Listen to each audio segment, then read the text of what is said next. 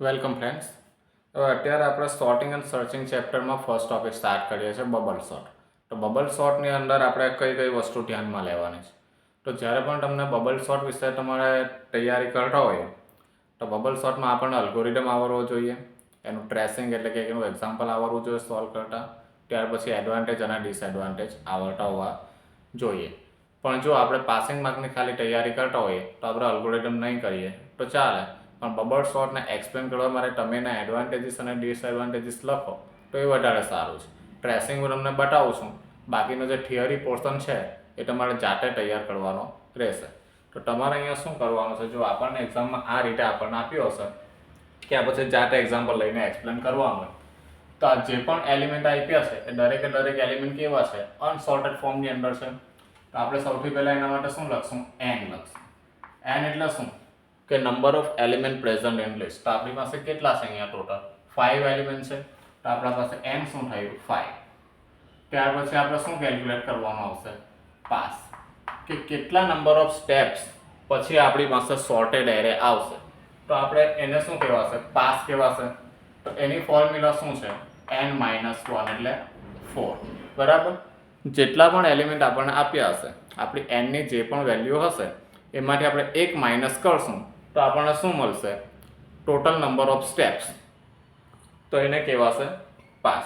હવે આને સોલ્વ કરવા માટે સૌથી પહેલા આપણે એને શું કરવાનું છે, હોરિઝોન્ટલમાંથી વર્ટિકલ ફોર્મની અંદર લખી દેવાનું છે. 14, 10, 9 and 5. કમ્પેર કરવાનું છે બંને એલિમેન્ટને, ટોપથી કમ્પેર કરવાનું સ્ટાર્ટ કરવાનું છે. તો આપણે અહીંયા શું કરીએ છીએ, આ બંને એલિમેન્ટને કમ્પેર કરીએ. જો એલિમેન્ટ નીચે નાનો હશે અને ઉપર એલિમેન્ટ મોટો હશે તો બંનેને સ્વેપ કરશે. અહીંયા આપણે સ્વેપ કરવાની જરૂર નથી, કેમ કે 20 ત્યાર પછી આવશે 40, એ ઓલરેડી સોર્ટેડ છે. તો આપણે શું કરશું, હવે નેક્સ્ટ સ્ટેપ ફોલો કરશું.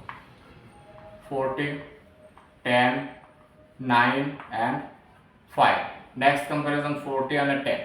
તો આ બંને માટે સ્મોલર વેલ્યુ છે 10, તો 10 ક્યાં જશે, 10 જશે 40 ની જગ્યાએ અને 40 આવશે 10 ની જગ્યાએ, એટલે કે બંનેને આપણે રિપ્લેસ કરી દેવાનું છે. બરાબર, સ્વેપ કરી દેવાનું છે બંનેને. અને 5.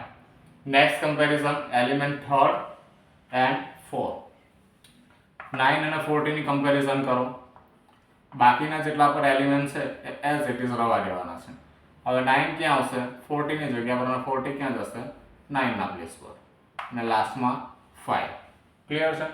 હવે ત્યાર પછી આપણી કમ્પેરિઝન આવશે 40 અને 5.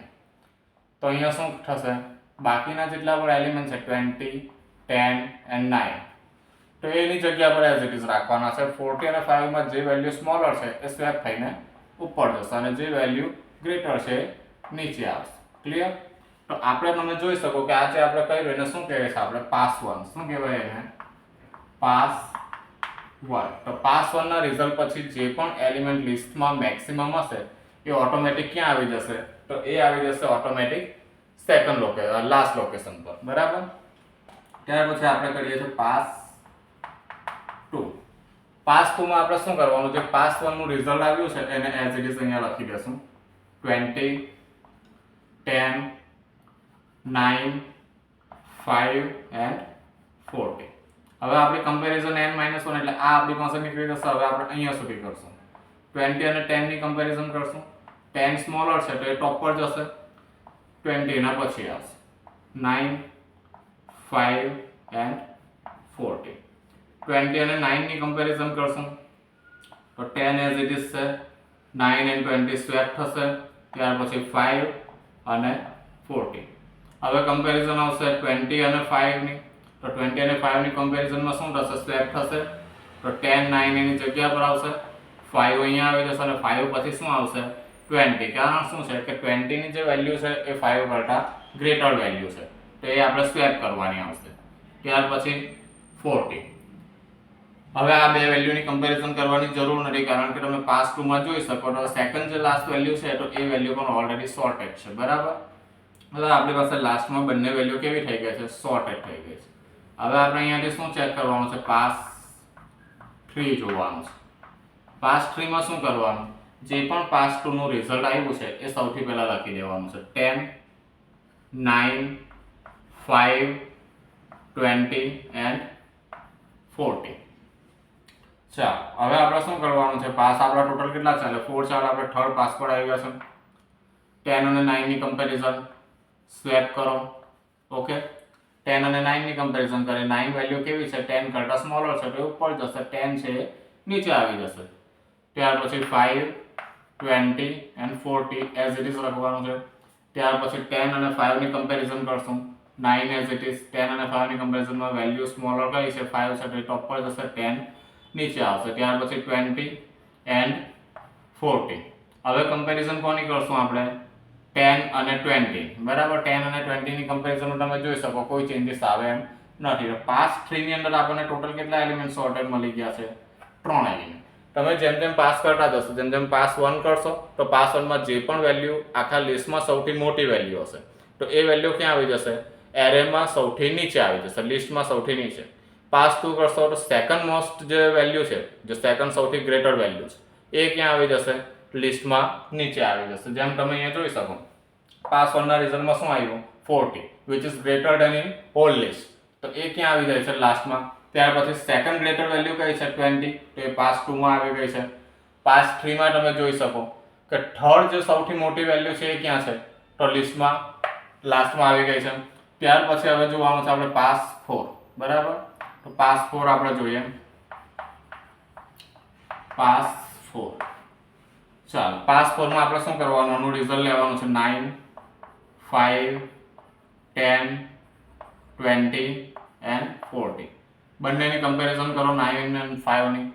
વિચ વેલ્યુ સ્મોલર, 5 સ્મોલર, તો એ ક્યાં જશે, ટોપ પર. 9 આવશે ડાઉન. ત્યાર પછી 10, 20 and 40. પતી ગઈ છે આપણી કમ્પેરિઝન. અહીંયા તમે જોઈ શકો કે બાકીની જેટલી પણ વેલ્યુ છે એ બધી કેવી થઈ ગઈ છે, 4 પાસ પછી જે છેલ્લી 4 વેલ્યુ છે એ કેવી થાય છે, સોર્ટેડ અને બાકીની વેલ્યુ કરતા મોટી છે. તો હવે તમે અહીંયા જોઈ શકો કે એરે તમને કેવો મળી ગયો છે, આખો સોર્ટેડ.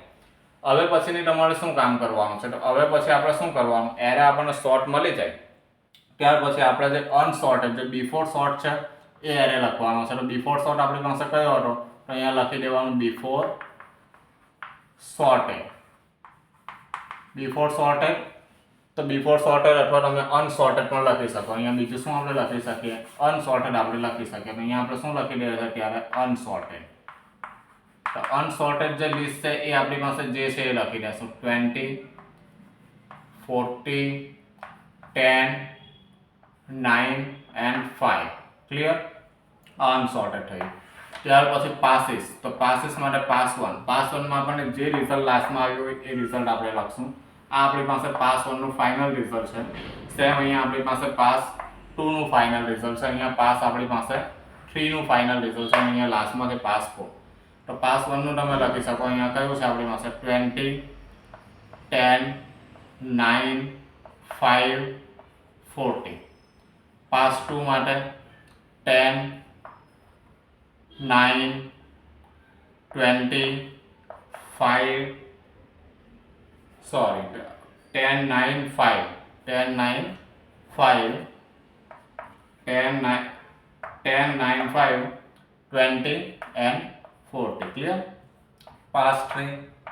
તો પાસ 3 માં એનું કયું રિઝલ્ટ આપણી પાસે, 9, 5, 10, 9, 5, 10, 20 and 40. પાસ 4 માં આપણી પાસે શું રિઝલ્ટ આવે છે, તો પાસ 4 માં આપણી પાસે રિઝલ્ટ આવે છે 5, 9, 5, 9, 10, 20, 40. અને ફાઇનલ આપણી પાસે સોર્ટેડ એરે. તો સોર્ટેડ એરે જે આવ્યો છે એ લખવાનું છે. સોર્ટેડ લિસ્ટ આપણી પાસે શું છે, 5, 9, 10, 20 and 40. તો તમે જે એક્ઝામમાં આ રીતે ક્વેશ્ચન અટેમ્પ્ટ કરો તો તમારે શું કરવાનું છે કે દરેક એલિમેન્ટને આ રીતે સોર્ટ કરવાનું છે, કમ્પેર કરવાનું છે. 20 and 40, તો અહીંયા 20 અને 40 ઓલરેડી સોર્ટેડ છે. ત્યાર પછી 40 and 10, તો 40 and 10 માં શું છે, તો વેલ્યુ કઈ નાની છે, 10 નાની છે. તો અહીંયા શું કરવાનું છે, આપણે સ્વેપ કરવાનું છે. આટલું થઈ જાય ત્યાર પછી આપણે શું કરવાનું છે, પાસ 1 માં જે રિઝલ્ટ આવે એ રિઝલ્ટ લઈને આપણે પાસ 2 નાખું ફોલો કરવાનું છે. પાસ 2 માં પણ સેમ આ રીતે પ્રોસેસ કરતી જવાની છે. એમાં જે રિઝલ્ટ આવશે એના બેઝ પરથી આપણે પાસ 3 બનાવશું. પાસ 3 માં પણ સેમ આ પ્રોસેસ કરવાની છે. ત્યાર પછી પાસ 4 અને પાસ 4 તમે પરફોર્મ કરશો એટલે એની અંદર તમારી પાસે લાસ્ટમાં જે પણ સોર્ટેડ એરે છે એ આવી જશે. ત્યાર પછી આ ફોર્મની અંદર આખું ટેબલ બનાવીને લખી દેવાનું છે. સૌથી પહેલા અનસોર્ટેડ જે એરે છે એ લખવાનું છે, દરેક પાસના રિઝલ્ટ અને પાસના રિઝલ્ટ પછી સોર્ટેડ એરે લખવાનો છે આખો. તો આટલું તમારે બબલ સોર્ટની અંદર કરવાનું છે. ત્યાર પછી એડવાન્ટેજ ડિસએડવાન્ટેજ જો વંચાય તો એ વાંચી લેવાના છે અને ખાસ એની પર ફોકસ રાખવાનું છે કે આપણે જો એક્સપ્લેનેશન પૂછાય તો એક્સપ્લેનેશનમાં આપણે કઈ રીતે આને એક્સપ્લેન કરી શકીએ. તો શું લખવાનું કે અહીંયા અમે એક્ઝામ્પલમાં લીધા છે આટલા એલિમેન્ટ, ત્યાર પછી અમે નંબર ઓફ એલિમેન્ટ 5 છે, પાસ કેટલા થશે તો પાસ n-1 એટલે કે 4 પાસ પછી અમારું રિઝલ્ટ આવશે. એ કમ્પ્લીટ થઈ જાય ત્યાર પછી આખું જે આપણે કર્યું છે પ્રોસેસ એક્સપ્લેન કરવાની. જેમ કે અમે સૌથી પહેલાં પાસ 1 ની અંદર 20 અને 40 ને કમ્પેર કર્યા, જે ઓલરેડી સોર્ટેડ છે એટલે અમે હવે ફર્ધર નેક્સ્ટ 40 અને 10 ની કમ્પેરિઝન કરી. તો ત્યાં અમે સ્મોલ વેલ્યુ 10 છે તો એને સ્વેપ કરી છે. ત્યાર પછી 40 અને 9 ની કમ્પેરિઝન કરી, 40 અને 5 ની, અને લાસ્ટમાં અમારી પાસે લિસ્ટની અંદર જે વેલ્યુ સૌથી ગ્રેટર વેલ્યુ છે એ અમારી પાસે આવી ગઈ છે લિસ્ટની અંદર લાસ્ટમાં. સેમ વે પાસ 2 માં એક્સપ્લેનેશન અને 3 અને 4 માં એક્સપ્લેનેશન કરવાનું છે. એ એક્સપ્લેન થઈ જાય ત્યાર પછી આટલું તમારે લખવાનું છે. ક્લિયર?